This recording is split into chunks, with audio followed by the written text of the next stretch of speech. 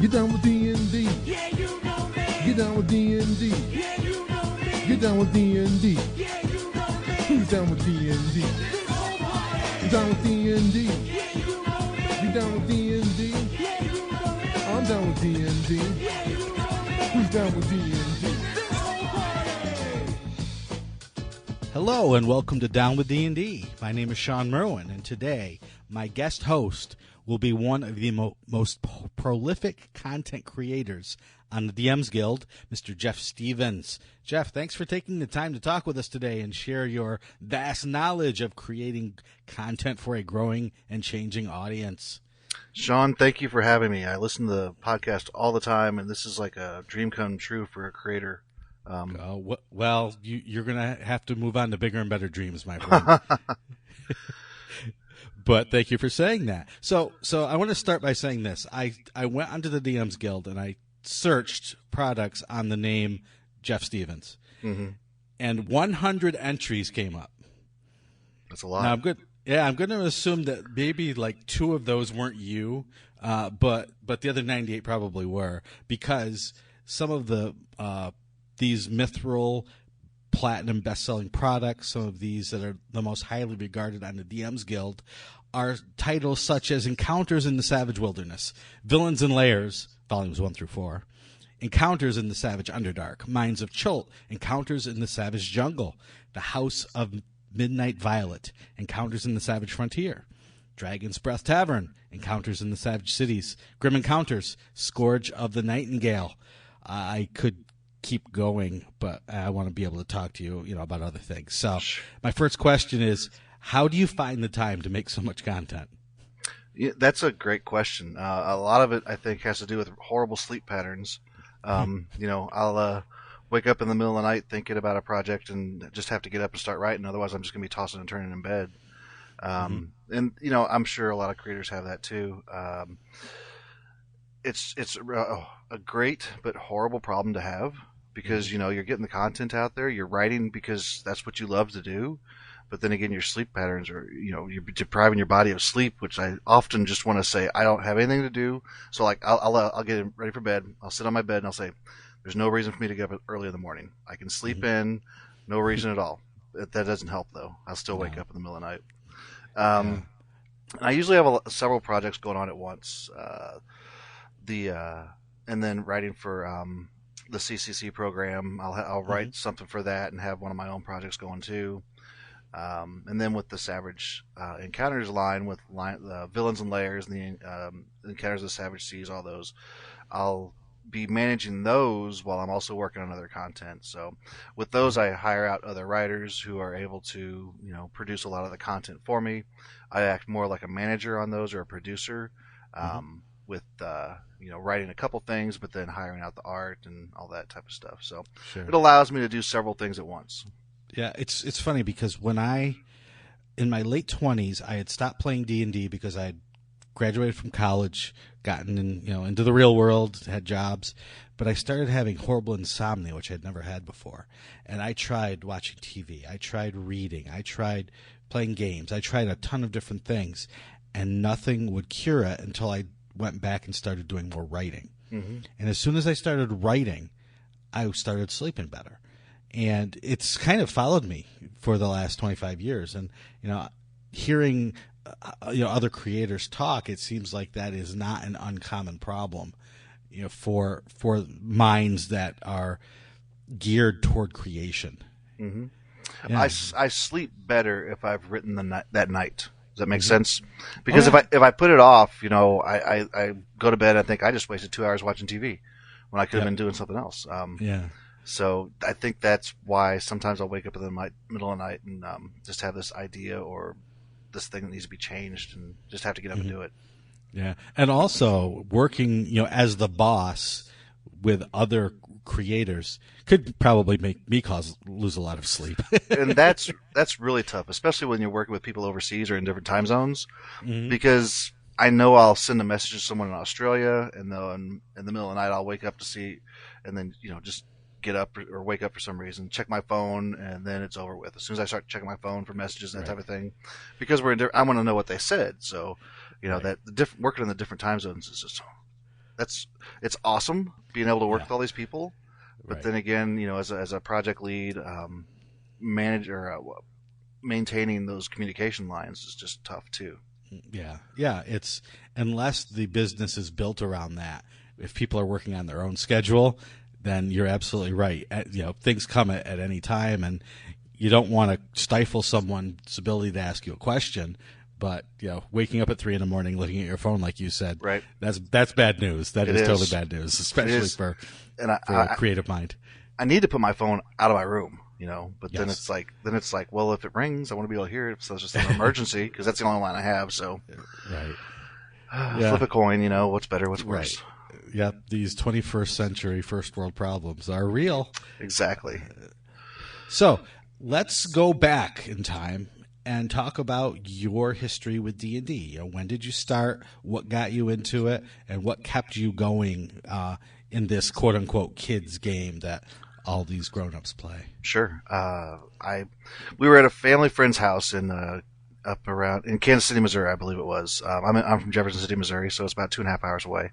And their son was a little older. He and his family, or he and his brothers and sisters, played D&D, and so I sat down with them, and then they had me roll up a fighter who I named Perseus because Clash of the Titans was the thing then, and I wanted to be the cool Perseus character. And they ran me through. I can't even tell you what adventure is. Probably something he just rolled up in his mind, and had a blast, absolute blast. So I got back, told my best friend Chris about it. We got the basic sets, the old basic red box, and then the expert box, and then from there, he and I played. We found a group of a few other friends that played, and played all through high school. Ended playing Advanced Dungeons and Dragons, which I carried through college, and I graduated in 1994. So that dates me a little bit. And then when I got out of college, sold my books. Thought I'd never play again, because I was, graduating, going on in a career. But then my brother, just about 3 years ago, right before 5th edition came out, said, "Hey, some of my friends and I from work are starting up a D&D group. Do you want to come and join us?" I was like, "Well, I don't know." This is that old man, that 45-year-old guy saying, "Who plays D&D anymore, right?" Right. Because I'd been out for so long from the hobbies, I had no idea it was still popular. So I started playing with them, had a great time. We finished up 4E, and then 5E came out, and the DM at the time said, "Hey, I'm done. Does anybody else want a DM?" I'd always been a player all my life, all through elementary, high school, junior high, everything, college. I never really wanted to take up the reins of DM because I enjoyed playing so much. I enjoyed being that character. Mm-hmm. But I was like, well, let's give this a shot. So I got the 5e books. I started, I didn't run a WotC adventure. I wrote my own homebrew campaign based on Metallica and Primus songs. Master of Puppets was basically the theme of the campaign. Oh, that's funny. And I loved it. Absolutely loved it. I loved playing all the NPCs. Loved dealing with the characters and interacting with the characters. And I was a pretty generous DM. I like to give out magic items, which, turned on me in the end because the characters always. were too strong. But, hey, that's all right. They were having a good time. Right. And then, that's where my love for the game came back.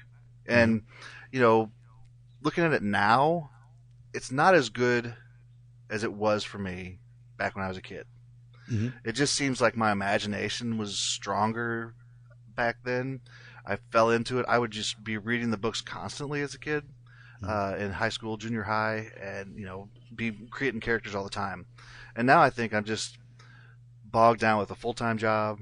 Family takes that away from you, and so you just have less imagination, I think. At least that's how I feel.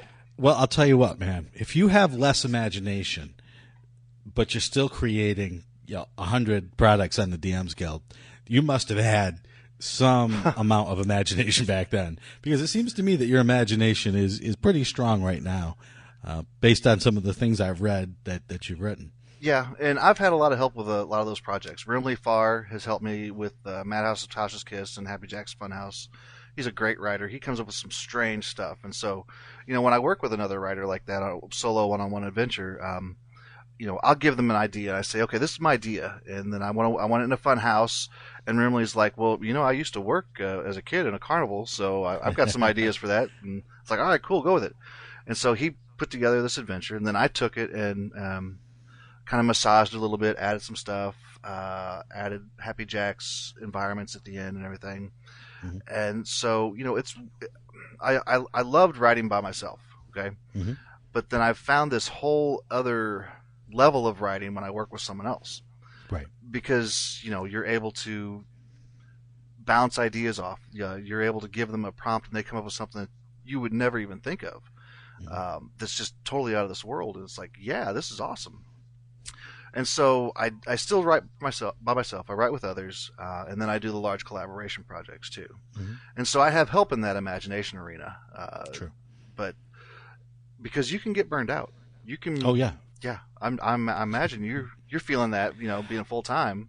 Yeah, there have been times, but I kind of do something similar to you, right? I do my own writing, but then I work with others. Mm-hmm. Then I do editing, and so you're kind of touching the three in the creative process, right? There's in games, there's the designer, right? You're writing the adventure. There's the developer who's taking the adventure and saying, how can we make it better? Does it work?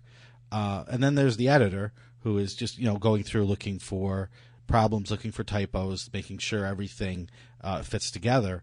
So you're kind of doing all three of those jobs. Maybe as the editor, you're not going through line by line, but you're still giving it that pass. Right. Yeah. And I think that's all creators have that feel, that editor feel to them, because I don't know if you ever pick up an adventure off the DM's Guild or even the WotC products and read it and say, well, why didn't they do this? Or this should be written this way to make it more, I think that's in all of us.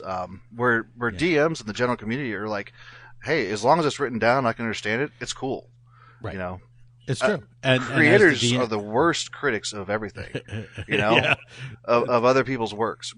Players, most of the time, DMs, they don't care. As long as it's written down, they can understand it. But whereas creators will see something and say, well, that doesn't make any sense, or they should have done this, or this isn't edited properly, or, Right. Yeah, it's true. It's true. I mean, after, that's why, people say if you want to enjoy, paintings, don't become a painter. Right. If you want to enjoy novels, don't become a novelist, because once you get down into the, how the sausage is made, it's all ugly to you, unless you're the one doing it. Right. So that is definitely a challenge or a peril of doing it.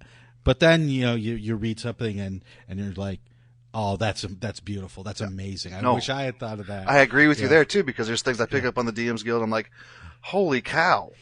I don't write anywhere near this good. This is an amazing product. So, right. Yeah, it can be humbling at times too. Yeah. And even then, and I think in those cases, sometimes, DMs or players, they read it and they're like, okay, cool, the words are on the page and I can use them, but they might not see the nuances of it that a designer would see. And that's why I love to talk to a wide range of people, from designers to DMs to players, to, just to get everybody's input and experience with this game. Mm-hmm. Now, the players are usually never going to read the adventure, so you have to come at players from a whole different angle than you might the DMs or you might the creators. So, working as a project manager, how have you found that experience as opposed to being the creator? Have you had to dig into your life experiences, to maybe as a full-time job or other things you've done? You've kind of tapped that business side of you. Yeah, I would. Yeah, I've been a manager several times. I'm a supervisor now, and basically my philosophy is treat people the way you want to be treated. Yeah. I don't hound people. If somebody comes back to me and says, I wanted to do this project, but I don't have the time to do it. Something came up, I can't. I'm like, that's okay. Life happens. This is our hobby. This isn't our full-time job. If something like that happens, it's okay. You're not burning bridges with me. And as far as managing, it's again, the difficulties come with the different time zones, different locations. Mhm. Maybe sometimes you pick up a brand new writer, which I like to give as many people as I can the chance to write for me, and that's sometimes brand new writers, experienced writers, people who have written 3 or 4 adventures, and Right. I think we all learn from that process. Oh yeah. So, and most people are always happy to write for me. I appreciate that. Yeah. So here's a question I always get that maybe you can help me figure out an answer for. People will always come to me and say, how do I get involved? How do I get started? And I wish I could say to everybody who came to me, hey, let me help you. But I just can't, because that would be thousands of people Yeah. Over the years. So, how would you, or how do you choose somebody to work with? Yeah, that's the end of my question. How do you choose somebody to work with? So a lot of times it'll be I'll see something on the DMs Guild. I'll read over it. This is a great creator. I'll pick that person up and I'll send them a message and see if they're interested in this project. And a lot of times they are. If they say no, sometimes they've already committed to other projects. No worries. Some of the uncaged writers I picked up, sent them an email after reading some of their stuff, and they were like, "Yeah, that's great." It's just a lot of it is just what I see sometimes in other creators. And then for the Savage Underdark, I actually put a call out on the DMs Guild looking for Underdark writers. Okay. Because I didn't have a whole lot of experience with that, and I had 5 or 6 people come back and say, "Hey, yeah, I'm interested." And so we put that program together, or that product together, and it worked really well. So that's how I find my writers. I don't put out open calls because I've seen a lot of people become overwhelmed with responses on that. Yeah. Oh yeah. And I like to have some control over the quality of writing I'm going to receive. But I also am willing, like I had said, to take on new writers who may need additional help. Yeah. So it sounds like a good first step is put something up on the DMs. I would agree. Yeah. Another first step is Ashley Warren's RPG Writers Workshop. Yep. If anybody wanted to, I've not taken it. I signed up for it once, and I just didn't have the time to actually dig into it. And I apologize, Ashley. I really, really want to take that course, but I'm already juggling time. But yeah, that program puts out. I don't want to put out. I want to say develops some great writers and teaches you a lot of things, and I think it's a great way to start too. Awesome. Another suggestion I have is, before you put something on the DMs Guild, buy something or pick up something from there that's similar to what you want to write. Gotcha. Take a look at it. Make sure you understand the layout. And build on that, and then produce a product. Awesome. Well, let's get into our main topic today. After that great information, we'll hopefully bring some more to our audience. I wanted to talk about creating D&D for a changing audience. It's been on my mind a lot recently because as a creator, you want to create what you love, but as a business person, you want to have an audience. So you need to think in both directions. You don't want to create something you don't enjoy doing if it's going to sell well, and you don't want to write something you're going to love writing if you need to sell it and there's no audience for it. So I want to talk to Jeff about what lessons that he's learned about the audience of D&D through his experiences as both a creator and a kind of business side content seller. So could you begin to at least delve into that topic? All right. Yeah, things that I have learned. First one is you can't please everyone, and that's okay. You may have a great idea, and the adventure may be fantastic, but it may not strike the nerve of the DMs out there that run the games. They may look at it or read the synopsis, and they're like, "Nah, this isn't for me." Could be the best adventure out there, but if it's not something that somebody wants, they're not going to buy it. But right. I still think you should write it, because that's a piece of you, a story that you want to tell. Get it out there and put it out there, and eventually it'll sell. And then also with reviews, the same thing. You can't please everyone all the time, and that's okay, because you'll see a bad review from a reviewer and a good review from a reviewer. So it's on the same product. It's like you can't please everyone. Everybody's looking for something different. Right. It's that old saying where if somebody loves it and somebody hates it, or if a lot of people love what you say and a lot of people hate what you say, you're probably just right. Right. Exactly. Yeah. Yep. And another thing that just by dealing with on Twitter with the whole box text discussion, I don't think there's a correct way to write an adventure, but there are a lot of wrong ways. Definitely. You can follow the WotC style guide. I mostly do, except I make a few changes. I do mention page numbers for monsters in the monster manual, and I also bold skill checks and saves. I just find it easier as a DM to find those when they're bold. That's just my personal preference. If I'm writing for WotC, I would totally change that and write via their style guide. But my clients, my customers seem to really enjoy that bolding of the product. So okay. Interesting. And that is funny because you have found an audience for that particular thing that you do, and if that is working for you, you absolutely should stick with it. But by following the WotC style guide in everything else, you are leveraging that familiarity with the main products to make your own product seem within that realm. Yep. And the style guide changes from time to time, and WotC may say, hey, bolding is a good idea. Let's do that for skill checks and saves. And I can say, yeah, I was doing that a couple years ago. But, they may never say that, though. And so that's just another thing that I picked up is that creators, like I said before, could be their own worst enemy by nitpicking and saying, well, you shouldn't be bolding that, or you shouldn't be putting page numbers because the print editions can change and all that. But it works for me, and if they did change the print edition, the page number would only be like a page off or something like that. So it gets them in the general area. Right. Probably the biggest thing though that I've learned with the audience now compared to when I was playing is how diverse it is with genders, identification, ethnicity, all of that, which I have to say I've learned quite a bit since I first started publishing. I hate to say it, I was ignorant at the beginning. I published an adventure, and after rereading it, it's like all guys and fellas written in there. I'll go get the guys. Come on, fellas, And when I reread it a couple months ago, I was like, wow, I need to go back and update this, which I haven't done yet, but I plan to. And just to include, hey, guys and gals, or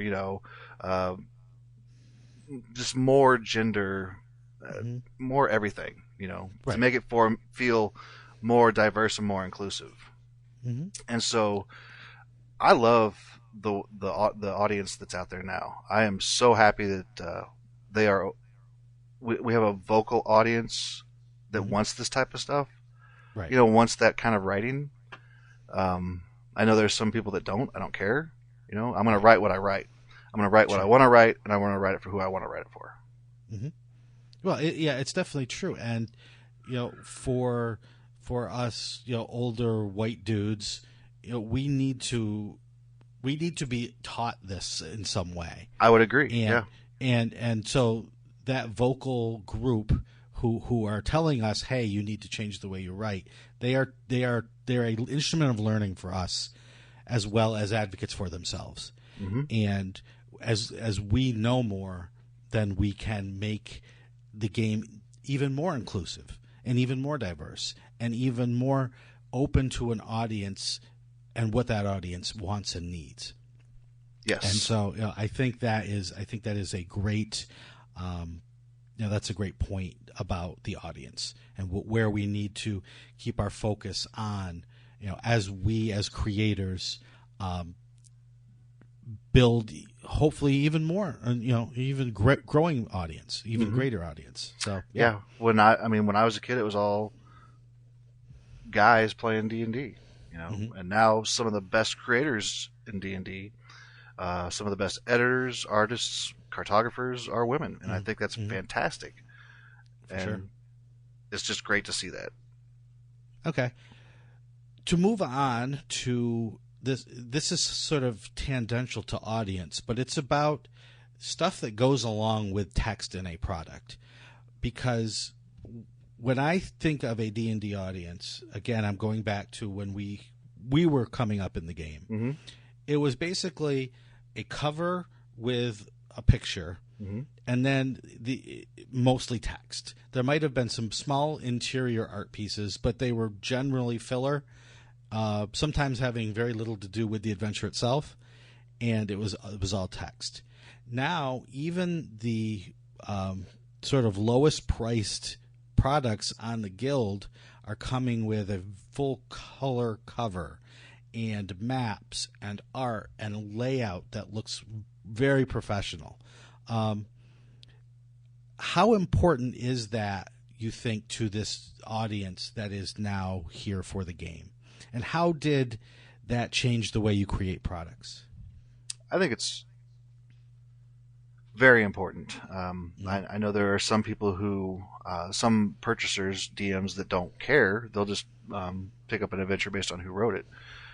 But the cover, the title, all the interior art, the great layout, I think is very important because it shows that you're putting a lot of effort into that project. You know, the project just by looking at it, you say, oh, that's a valuable product.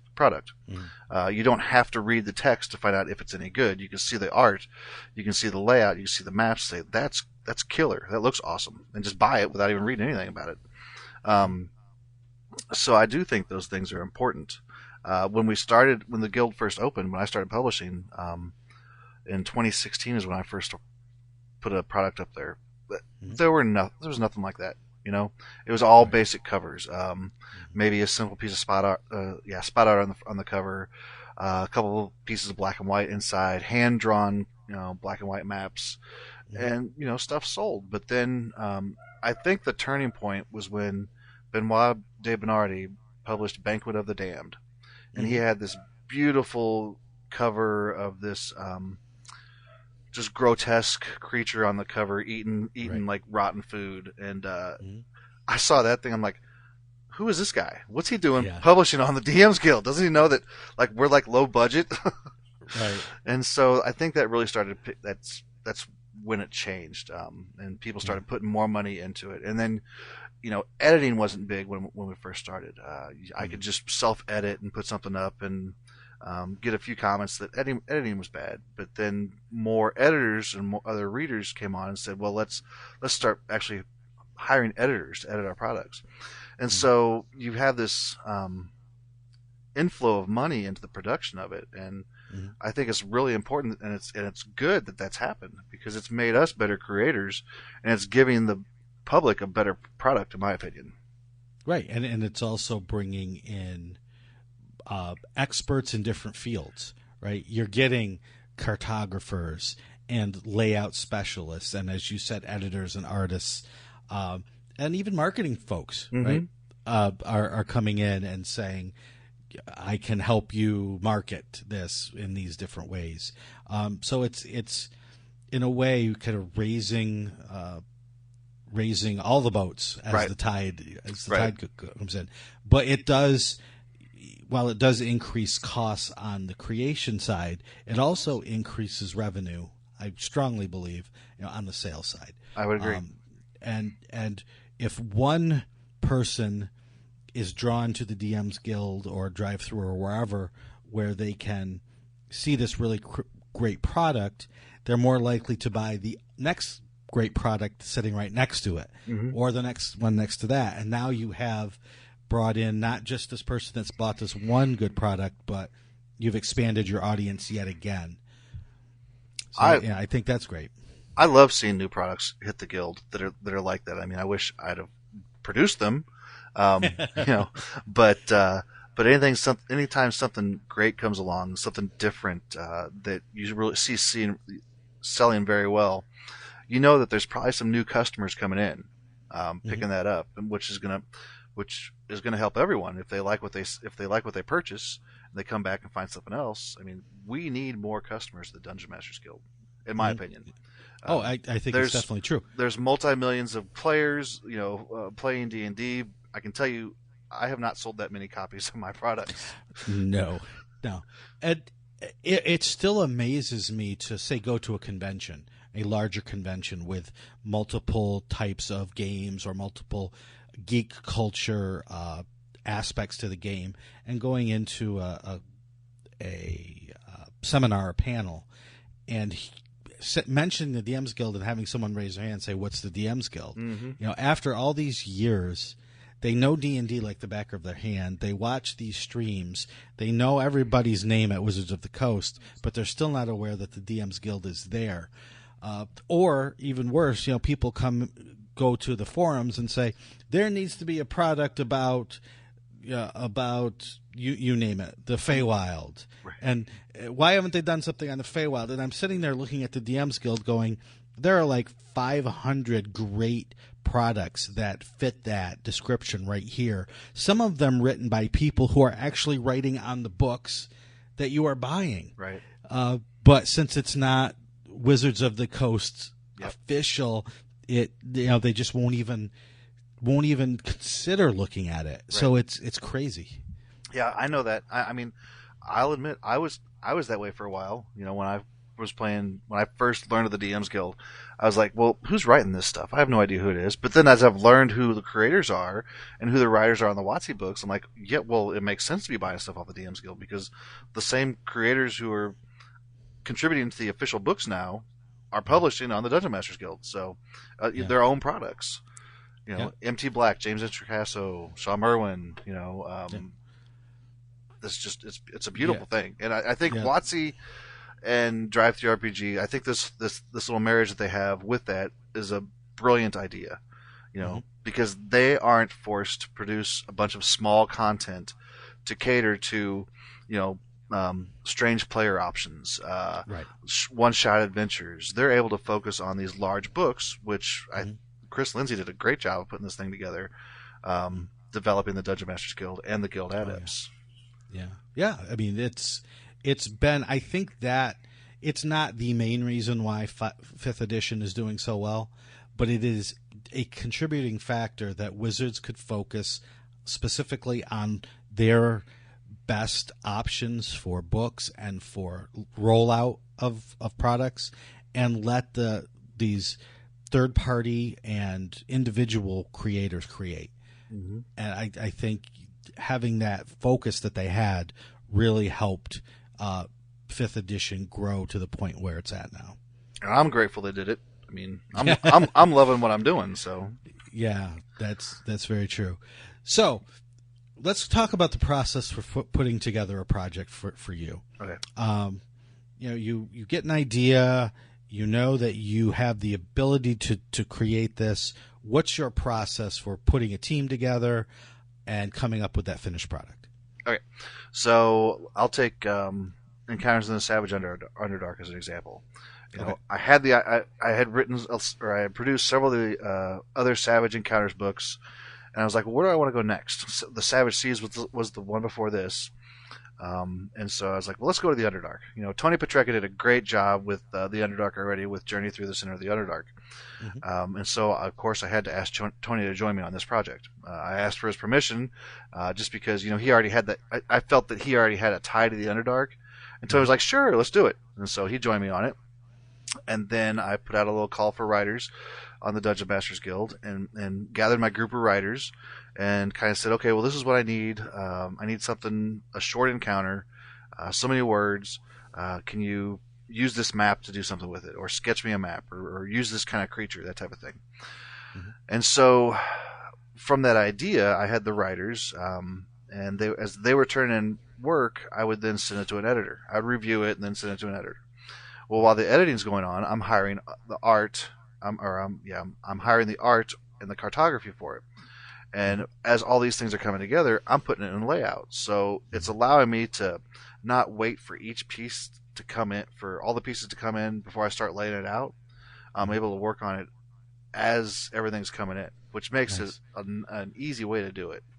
And my layout, I use Word. I don't know how to use InDesign. I've become fairly proficient with Word. Wow. And I think it looks fairly good. Yeah. I'm sure it would look much nicer in InDesign, but but it gets the job done. If you're just doing a PDF, it looks good. So Right. Yeah, and if you're not doing a bulk of the writing or a bulk of the art yourself, that gives you the freedom to say to put your stamp on it by doing that layout. Mm-hmm. I had no idea you did the layout in Word because it looks great. So yeah, I've had a couple of people do some layout for me, but for the most part, since I don't know InDesign, if I need any updates, it's so much easier for me to use Word because then I can just update it, create a PDF, and upload it. Or if I have new products that I want to advertise at the end of my adventures, I can easily update that, save it, and update the Word document, PDF, upload it.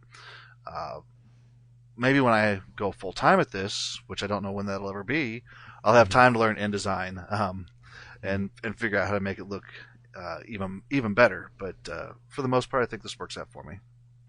That's interesting. So, in terms of reaching your audience, I'm going to kind of go off script here a little bit. In terms of reaching your audience, have you had to think about or do any special sort of marketing, or has the guild, just the audience that's already on the guild, been enough to keep you on the top of this wave? That's really hard to tell because I know there's ways out there to track like who does what with your links, that type of thing. The best way I've learned how to track that myself is through promotional tools. You can set up a discount for the title, and I'll set up a discount for Reddit. I'll set up a discount for Facebook, and just use those links in those areas when I post about it. And I'll see, I set up 250 discounts for Reddit, and I've had 250 people redeem it. Okay, Reddit, they really like that piece. But then like Facebook or Twitter, they don't respond to it as well. So it's really weird to see who's buying the product and from where. And I think being in the best sellers list on the DMs Guild is a big help too. That top line there, 1 through 5 or 1 through 10, people are going to see it as soon as they open the tab, and that's everybody's goal is to make that top 10 so that when they go to the guild, they're going to see your product right there. And it's hard to do. It is hard to do, especially when, the top 2 or 3 slots are always like the same people or the same, like, Matt Mercer put something up that's going to be number 1 forever. So yes. That's okay. We're just fighting for 2 through 9 or 2 through 10 at this right. point. But no, it's great.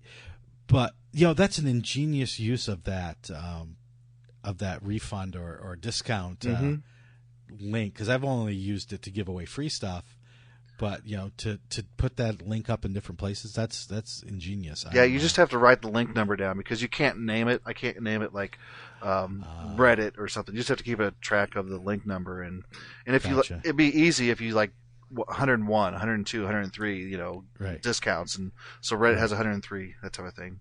So yeah, it's been really helpful to see who's discounting. I even have a newsletter that goes out to about 180 people. I figure about half of those people open it. Some people just sign up, and from that I get maybe 10% redemptions on those discounts, and maybe those people are actually going out and buying it at full price instead of using the discount. I don't know, but it's a way to.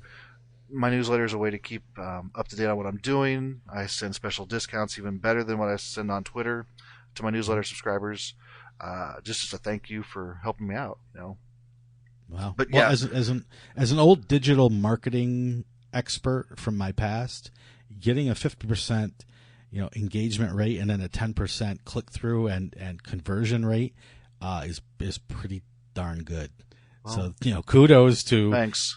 Just that simple thing. You're doing something that people full time, we're doing that as their job, but have trouble reaching sometimes. But that's not every product, though. That's true. That's like one product maybe got 3 clicks, right. But if you've got a cover that just pops with color, or probably the best covers that I've ever had that have done the best are the Savage Encounters covers, the Madhouse of Tasha's Kiss, and Happy Jack's Funhouse. Happy Jack is this clown with a big set of teeth, smiling. It says Happy Jack's Funhouse at the top. When that came out around Halloween, which is when It came out too, of course I got some. Oh, you're gonna be sued by Stephen King. I'm like, well, this has nothing to do with It. This isn't. You probably could have put that actual clown on the cover, and you wouldn't have been sued by Stephen King. Right. He's So, got better things to do. you know, that sold really well. There are certain products that players see that they want to play, Mhm. you know, and some that they don't want to play. And so when you get those players tagging their DM, say, "Hey, I want to play this," you know, and Facebook or Twitter or something like that, it's like that's a good sign. That's when you've hit it. And that's interesting. Yeah, that's the old advertise to the children, Yeah. to go after the parent sort of thing. I like that. But like I said, it doesn't happen often. I got lucky Yeah. with a couple products, so. But yeah, you may create 10 products and publish from the DMs Guild, and one of those 10 may be like a stellar seller. You just never know what's going to go, what's going to sell. Yeah, it could be like you could write 10 of the best or 9 of the best adventures you've ever written. The 10th one is poorly written, but it has a cool cover and title, and it sells like hotcakes. yeah. You just never know. That's true. Yeah, and I think I've said this before, I'm sure, but it's helpful that, you know, when you're looking at your audience, the audience is going to be looking in WotC's direction for the most part. You know, D&D players. And so if you can tie something you're doing into what WotC's doing, about to do, has just done, your audience is naturally gravitating in that direction, so you can follow that lead, and you will probably capture the attention of the audience more if you can not do the same thing that they're doing, Right. but do something tangential, Something that ties to into that. it. Yeah, because I know people have put Happy Jacks and Madhouse Tasha's Kiss in their Curse of Strahd campaigns just because it's they're horror pieces. Right. And they just, you know, I gave a little bit of a suggestion on how to do that. Excuse me, in the text. You said, you know, if you want to put this in Curse of Strahd, blah, blah, blah, just like 3 lines. And maybe they use that, maybe they don't. But I'd like to write generic as possible to allow them to fit into a lot of home campaigns. But, you know, some I do tie into WotC products, but loosely, you know. Right. Yeah. Just, you know, if you do it blatantly, that's fine, because You can do that. kind of what they want you to do almost. But if you can do it a little more loosely, you're going to catch the DMs or the players that are kind of on that fringe of what they want, as well as the ones who are laser focused on, we're going into Avernus, so let's lay out the, you know, 10,000 demons or the, you know, 100,000 magic items of the abyss, or, you know, whatever. Right. Yep. Cool. Well, we are right at the 42-minute mark, which means it is time to let our listeners have a small break. So I want to, first of all, thank everyone out there for listening. We truly do appreciate your support.